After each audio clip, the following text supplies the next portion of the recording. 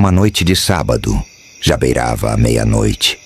O céu estava escuro, sem estrelas, e o silêncio tomava conta da estrada de terra que levava para fora da cidade.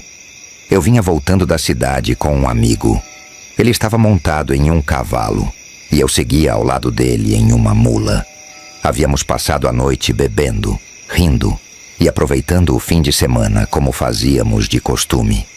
O caminho era conhecido, mas naquela noite algo parecia diferente. O vento soprava gelado e as sombras das árvores dançavam de maneira estranha sob a luz fraca da lua. Eu sentia um incômodo, uma sensação estranha, mas tentei ignorar. Até que, em determinado ponto da estrada, a sede me incomodou. Vou parar ali na caixa d'água para beber um pouco. Falei para meu amigo. Ele balançou a cabeça, impaciente. Eu não, vou seguindo. Depois você me alcança. Desci da mula e a amarrei perto da caixa d'água. O local era antigo, um reservatório de cimento que ficava um pouco afastado da estrada. A tampa estava entreaberta e eu sabia que a água ali dentro era limpa. Sem pensar duas vezes, me aproximei para me refrescar. O que aconteceu depois ainda me assombra até hoje. O chão de terra úmida estava escorregadio. Quando me inclinei para pegar a água com as mãos, senti meu corpo perder o equilíbrio. Um frio cortante percorreu minha espinha enquanto caía. O mundo girou e, antes que pudesse reagir, a escuridão me envolveu. Não sei dizer quanto tempo se passou. Meus pulmões queimavam e a água gelada parecia me puxar para baixo. Tentei lutar, mas meus braços estavam pesados e minha visão começou a escurecer. Eu queria gritar, mas nenhum som saía da minha boca. O desespero tomou conta de mim. Enquanto isso, meu amigo seguia pela estrada. Ele percebeu que eu não o alcançava e decidiu voltar para ver o que tinha acontecido. Ao chegar perto da caixa d'água, encontrou minha mula ainda amarrada, imóvel. Chamou meu nome algumas vezes, mas o silêncio foi a única resposta. Com um aperto no peito, ele se aproximou da borda e olhou para dentro. Foi então que me viu boiando na água escura. O choque fez seu sangue gelar. Ele sabia que não havia mais nada a ser feito. Em pânico, montou em seu cavalo e disparou de volta para a cidade. Chamou a polícia e avisou os moradores. Quando finalmente retiraram meu corpo da caixa d'água, já era tarde demais. Essa história se espalhou pela região de Teodoro Sampaio. Mas o que poucos sabem é que esse não foi o único caso. Há muitos anos, antes de as colônias de casas dali serem desocupadas, um menino morreu no mesmo lugar. Ele havia ido até a caixa d'água com um amigo para se banhar, mas acabou se afogando. O local sempre teve algo estranho, uma atmosfera pesada, como se guardasse segredos sombrios. Agora, toda vez que alguém passa por lá, sente um arrepio na espinha. Alguns dizem que em certas noites é possível ouvir o som de passos na terra molhada e o relinchar distante de uma mula. Outros juram que já viram uma sombra pairando perto da caixa d'água, como se estivesse tentando sair, pedindo ajuda. Eu não sei se acreditaria nessas histórias, se eu mesmo não fosse uma delas.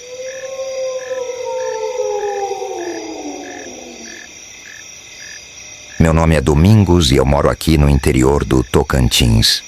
Vou contar um caso que aconteceu com meu pai, Bento, numa noite escura, daquelas em que a gente só enxerga um palmo na frente do nariz.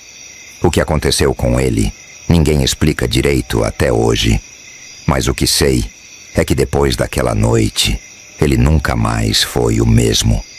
Meu pai sempre foi um homem acostumado com a vida na roça. Criado no campo, conhecia cada canto dessas estradas de terra, como a palma da mão.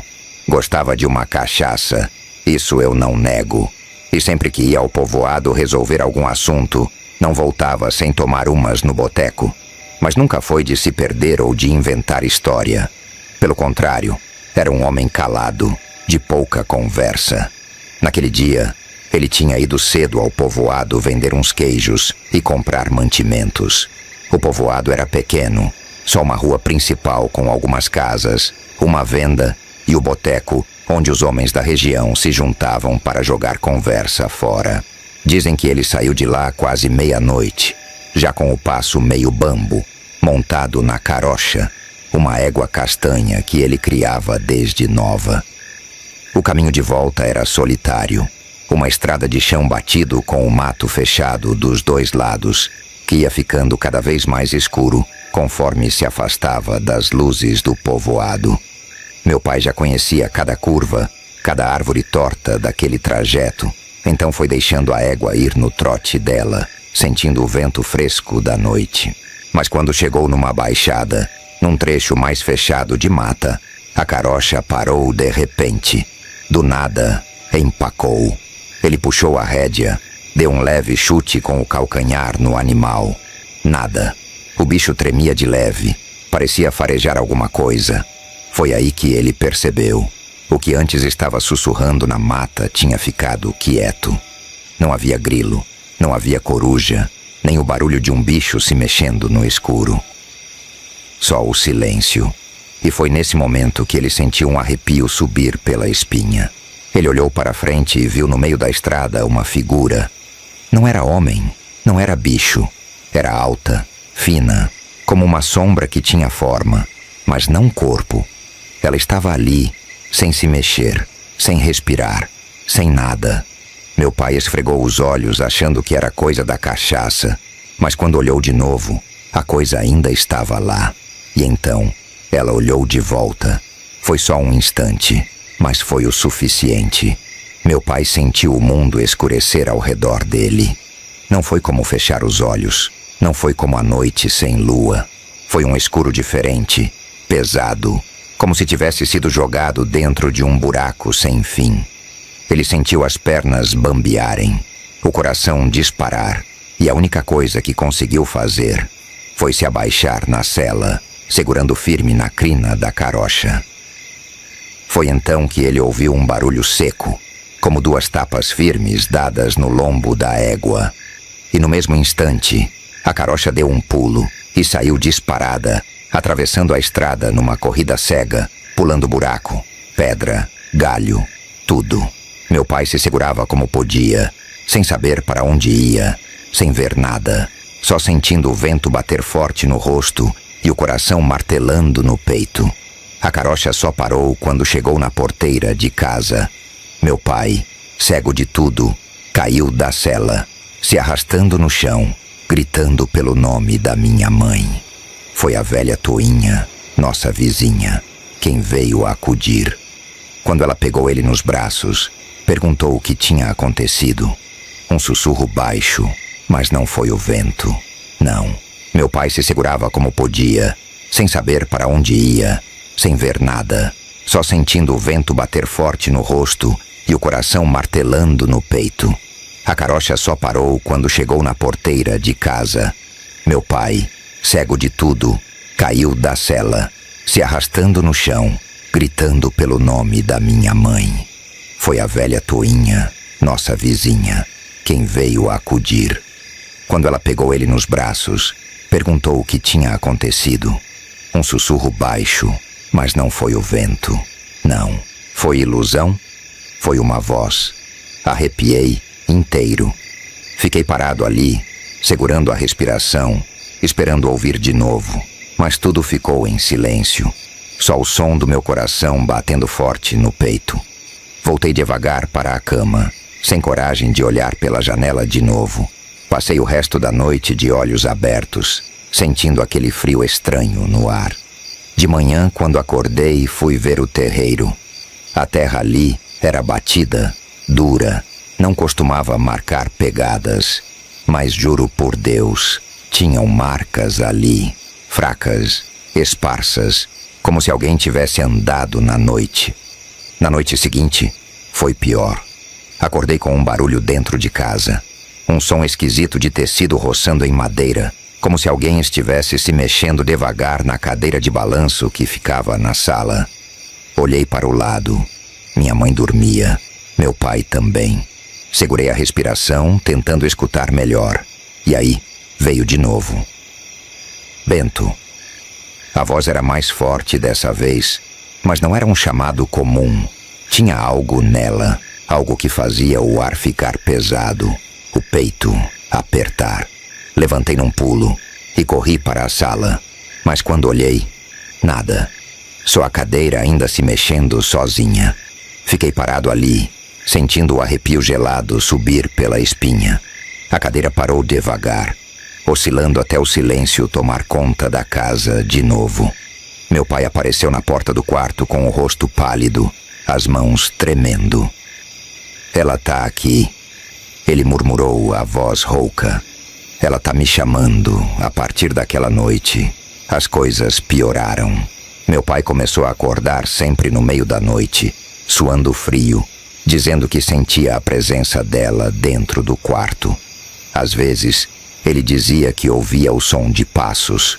Outras vezes, sentia um vento gelado passar por ele. E tinha mais uma coisa, algo que começou a acontecer e fez minha mãe rezar todas as noites, com medo do que podia vir. Era o cheiro. Do nada, a casa começava a feder a coisa podre. Um cheiro azedo, ruim, que ninguém conseguia explicar. A gente limpava tudo, lavava o chão, botava ervas cheirosas nos cantos. Mas o fedor voltava, sempre à noite, até o dia que a gente viu as marcas. Foi minha mãe quem notou primeiro. Estava varrendo o terreiro quando parou de repente, olhando para o chão com os olhos arregalados. Meu Deus! Corri para ver o que era. E então vi. Pegadas. Elas estavam ali, bem na entrada de casa. Mas não eram normais. Não eram de gente. Nem de bicho. Eram esquisitas, fundas, alongadas. Como se a coisa que tivesse passado ali não tivesse pés normais. Meu pai saiu da casa, mesmo cego, como se tivesse sentido o que estava acontecendo. Ficou ali parado, respirando fundo. E então, pela primeira vez desde aquela noite na estrada, ele falou sobre o que viu. Ela voltou. Minha mãe se benzeu. Eu senti um gelo no estômago. O que é ela, pai? O que você viu naquela noite? Ele virou o rosto para mim. Os olhos dele, sem brilho, sem vida, me deram um arrepio. Ela não tem rosto, não tem corpo, só tem olhos. E se ela olhar para você, você nunca mais vê nada. O silêncio tomou conta do terreiro. O sol ainda estava alto, mas parecia que a sombra daquela coisa tinha ficado presa na gente. A casa estava num silêncio pesado, daqueles que fazem a gente ouvir o próprio coração batendo. O vento lá fora tinha parado. Nem os grilos cantavam mais. Foi aí que percebi que tinha alguma coisa errada. A lamparina que a gente sempre deixava acesa na cozinha tinha apagado sozinha. O escuro era absoluto, sufocante. E no meio desse breu, eu ouvi. Domingos. O sussurro veio do lado de fora. Gelei da cabeça aos pés. Não era um chamado qualquer. A voz era rouca, arrastada, como se algo estivesse falando de dentro da terra. Meu corpo inteiro arrepiou. Eu sabia que não devia me mexer, mas alguma coisa me puxava, como se eu tivesse que ver com meus próprios olhos o que estava lá fora. Levantei devagar, os pés descalços no assoalho frio. Passei pela cama da minha mãe e do meu pai. Ele estava acordado, sentado, mas não disse nada. Só respirava fundo, como se estivesse escutando também. Fui até a porta. Botei a mão na tramela. Minha cabeça gritava para eu não abrir, mas eu já não mandava mais no meu próprio corpo. E então eu abri. A escuridão lá fora era mais densa que o normal. O terreiro, que costumava refletir a luz da lua, parecia um buraco sem fim. E foi então que eu vi. No meio do terreiro, perto da porteira, tinha algo ali. Não era gente, não era bicho, era uma sombra. Mas não era uma sombra qualquer. Ela tinha olhos.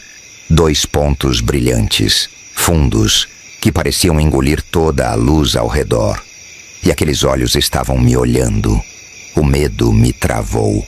Meu corpo não respondia. Minha respiração ficou presa no peito. Os olhos dela eram hipnotizantes, como se estivessem me puxando, me chamando. E então, ela deu um passo na minha direção. O chão pareceu afundar sob meus pés. O ar ficou denso, pesado, como se o mundo inteiro estivesse sendo sugado por aquele olhar. Meu pai apareceu do meu lado. Não sei como, porque ele estava cego, mas ele sabia que ela estava ali. "Não olha!" Ele gritou, segurando meu braço com força. Mas já era tarde. A coisa deu mais um passo. Os olhos dela brilharam mais forte.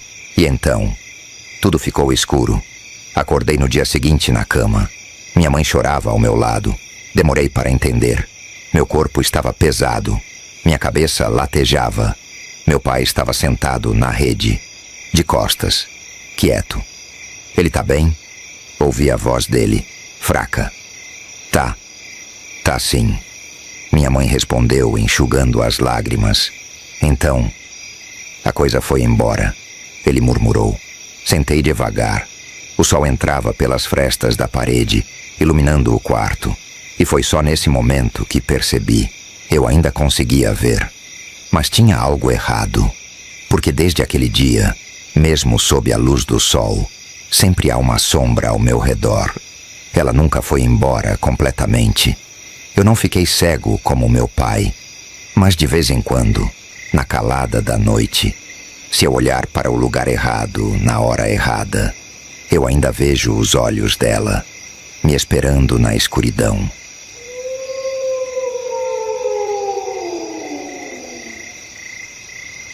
Meu nome é Manuel. Tenho 62 anos e sou nascido e criado aqui em Noite Velada. Se tem uma coisa que aprendi nesse lugar, é que algumas histórias não são apenas lendas. Elas começam como um sussurro, algo que os mais velhos contam nas rodas de conversa e aos poucos viram parte da vida. Mas sempre há um momento em que alguém vê com os próprios olhos. O meu momento chegou numa noite chuvosa de junho. Naquele tempo, eu trabalhava como vigia na serraria abandonada. Um galpão grande, caindo aos pedaços, afastado do centro da cidade. O dono não queria vender o terreno, então pagava alguém para manter os curiosos longe. Meu turno ia das 8 da noite ao amanhecer. Eu já estava acostumado com o silêncio, o vento assobiando nas frestas da madeira, o barulho das goteiras. Mas naquela noite havia algo diferente. Naquele tempo, eu trabalhava como vigia na serraria abandonada. Um galpão grande, caindo aos pedaços, afastado do centro da cidade. O dono não queria vender o terreno, então pagava alguém para manter os curiosos longe. Meu turno ia das 8 da noite ao amanhecer. Eu já estava acostumado com o silêncio, o vento assobiando nas frestas da madeira, o barulho das goteiras. Mas naquela noite havia algo diferente.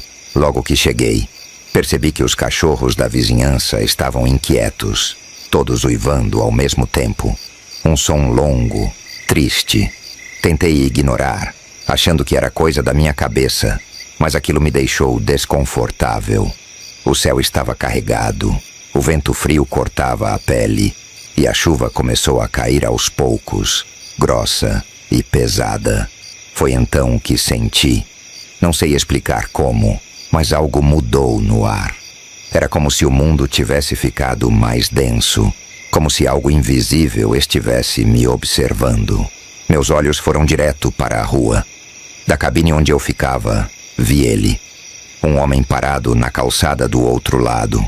Alto, magro, vestindo um sobretudo escuro e um chapéu de aba larga, desses antigos, de outro tempo.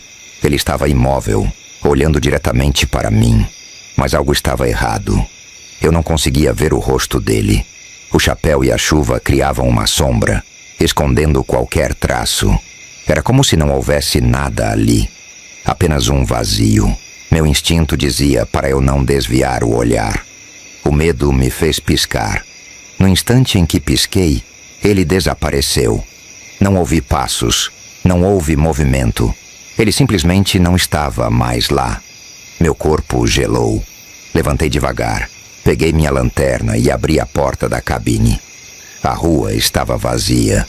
Só a chuva batendo forte no chão e um frio que não era apenas do tempo. Voltei para dentro, trancando a porta. Tentei me convencer de que era um transeunte qualquer, que a escuridão e a tempestade tinham pregado uma peça nos meus olhos. Mas no fundo, eu sabia. Na manhã seguinte, aconteceu a tragédia. O velho moinho pegou fogo.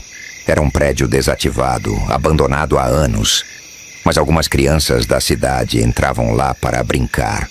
Quando os bombeiros apagaram as chamas, encontraram os restos de 2 meninos lá dentro.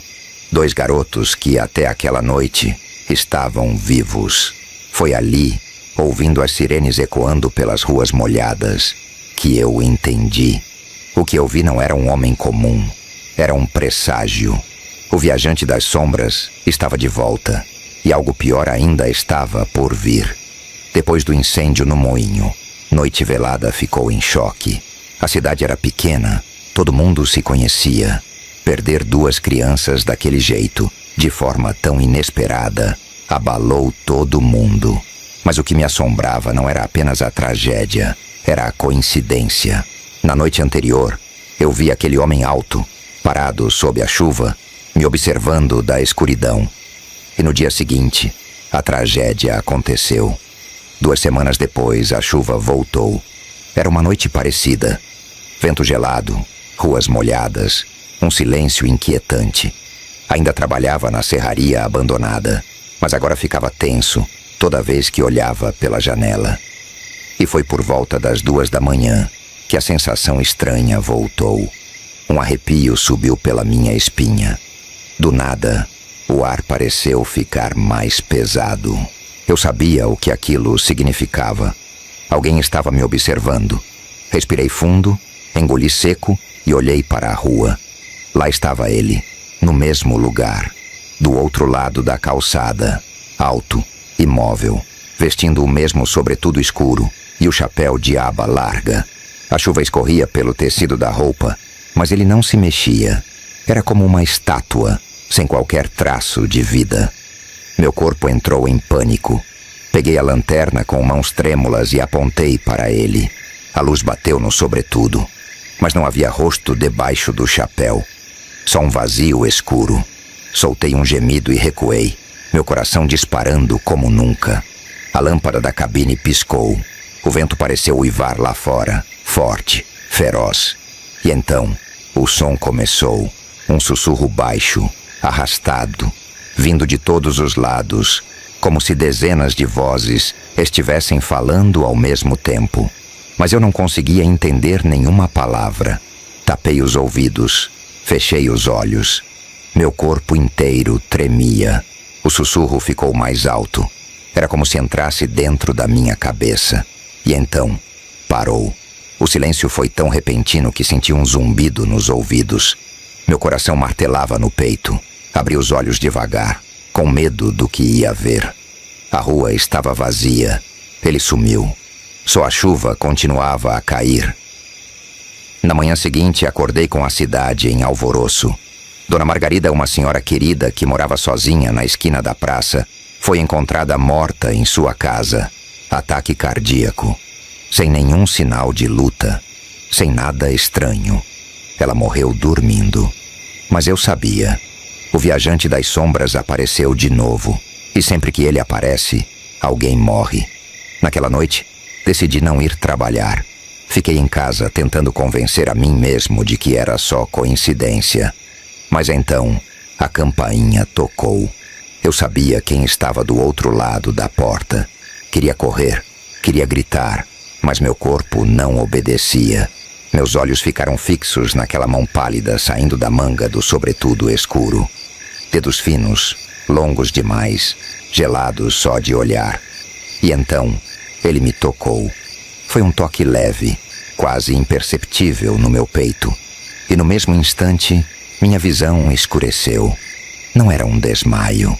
Eu ainda estava ali, ainda consciente, Mas agora eu via lugares que nunca tinha visto antes. Uma estrada molhada pela chuva, uma ponte antiga coberta de neblina. E por um instante vi um rosto. O rosto de um homem que eu não conhecia. Ele parecia assustado. E então, simplesmente desapareceu. Acordei de joelhos no chão frio da minha sala. O viajante não estava mais lá. O relógio marcava 3h14. Na manhã seguinte, a cidade estava em alvoroço. Dessa vez não foi um incêndio, nem um ataque cardíaco. Dessa vez um homem desapareceu. Um caminhoneiro que havia passado a noite na pousada da cidade sumiu sem deixar vestígios. E quando a polícia encontrou seu caminhão, ele estava parado na ponte antiga, a mesma da minha visão. A porta do veículo estava aberta, o motor ainda ligado, mas ele nunca mais foi visto. O viajante das sombras o levou, e eu sabia que agora ele me tocou também. Depois daquela noite, nada mais foi o mesmo. O toque do viajante mudou algo em mim. Desde o momento que acordei no chão da minha sala, eu sentia que algo estava diferente. Não era só medo, era uma sensação estranha, como se minha alma estivesse desalinhada do meu corpo. E pior, eu sabia que ele voltaria. Eu sentia isso. O viajante nunca toca alguém por acaso. E o tempo estava contra mim.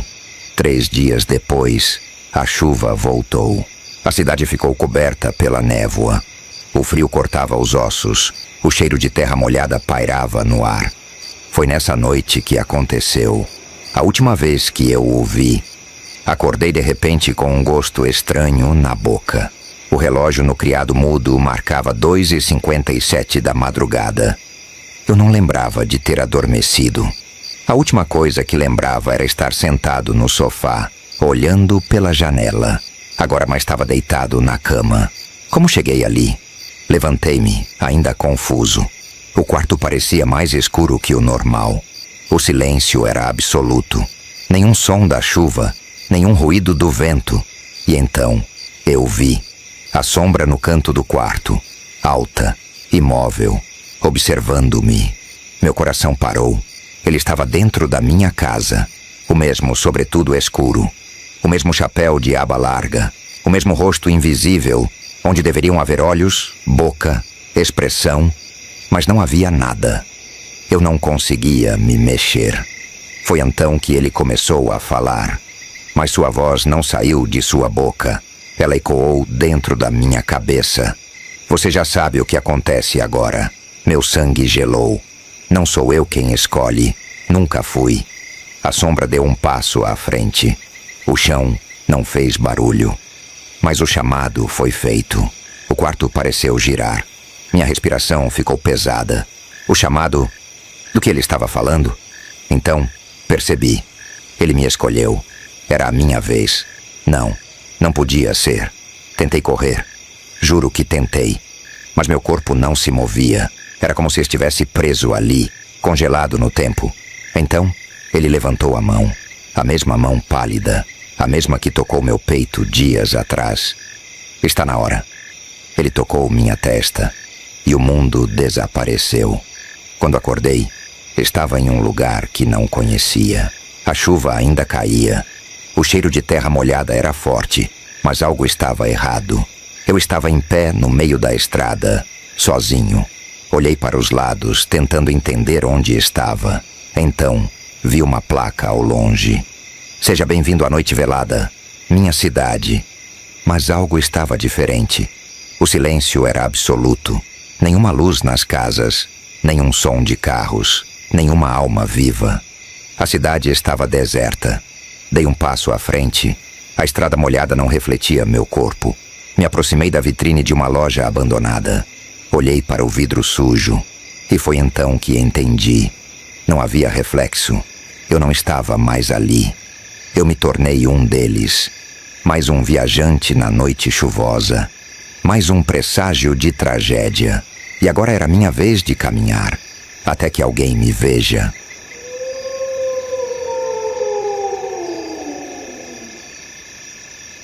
Diz o povo mais velho do sertão que quando o céu fecha de repente e a trovoada ribomba sem aviso.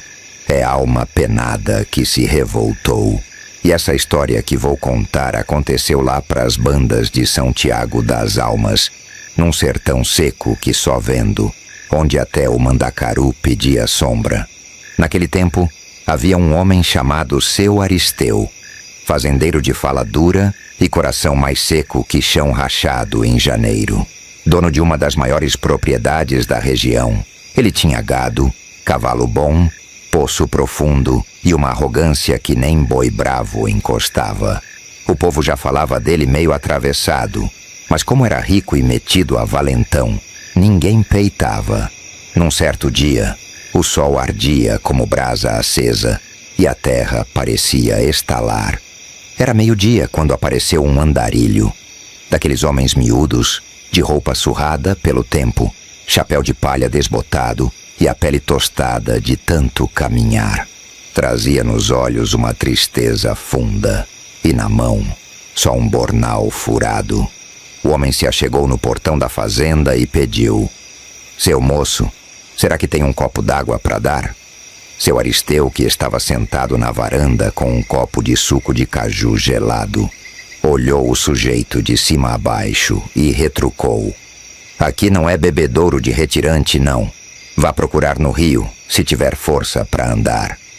O andarilho baixou a cabeça, agradeceu mesmo assim, e saiu sem pressa, sumindo na curva da estrada de terra. Mas antes de ir, passou a mão no chão seco, pegou um punhado de poeira, soprou pro alto e murmurou algo que ninguém escutou. Quem viu, jura que foi uma reza. Quem crê, sabe que foi maldição. Naquele mesmo dia, quando o sol ainda estalava as pedras, o céu mudou de repente. Nuvens pesadas se formaram só em cima da fazenda. O vento começou a bater de lado, assoviando estranho, e antes que o povo entendesse o que estava acontecendo, a chuva caiu grossa, forte, pesada, mas só ali, só na propriedade de Seu Aristeu. As outras terras em volta continuaram secas, feito língua de papagaio. A água desceu com raiva, alagou os currais, virou as cocheiras, derrubou cerca, afundou estrada. O gado se espantou, correndo em debandada. Um bezerro morreu afogado perto do poço. O poço, aliás, estourou. A água jorrou como se viesse das entranhas da terra, mas trouxe lama preta, fedorenta, como se tivesse mexido com coisa que não devia. Seu Aristeu ainda não ligou os pontos. Xingou o tempo, praguejou, mandou os empregados darem um jeito. Mas o pior estava por vir. 3 dias depois, com tudo ainda molhado e o céu limpo de novo, apareceu um sinal. Na porta da casa grande, bem no meio do batente, alguém tinha riscado uma cruz torta com carvão. Uma cruz assimétrica, esquisita, como se tivesse sido feita por mão trêmula ou intencionalmente torta. Dona Marinha, a cozinheira antiga da casa, foi quem viu primeiro. Botou a mão na boca e murmurou: "Isso aí é aviso de alma seca, de quem negou o que é sagrado." E desde aquele dia em diante, toda vez que chovia, só chovia em cima da casa de Aristeu. Era um fenômeno que ninguém explicava. Céu limpo por todo canto, e ali, uma nuvem parada. A chuva caía fina às vezes, outras vezes com força, mas sempre ali. Era como se a água perseguisse a culpa. Os empregados foram embora. O gado sumiu. O poço não deu mais água limpa, e Seu Aristeu foi ficando murcho, sentado na varanda, olhando para o chão, com os olhos perdidos, como quem tenta entender onde errou. O povo que passava na estrada jurava ouvir ele falando sozinho. Era só um copo d'água, só isso. Os antigos diziam com sabedoria simples e certeira: maldição de sede é pior que fome. Quem nega água, seca por dentro. E esse causo ficou. Até hoje o povo de São Tiago das Almas ensina às crianças: se um dia passar alguém com sede na sua porta, nem pergunte quem é, dê água. porque tem sede que vem para matar a garganta e tem sede que vem só para testar o coração.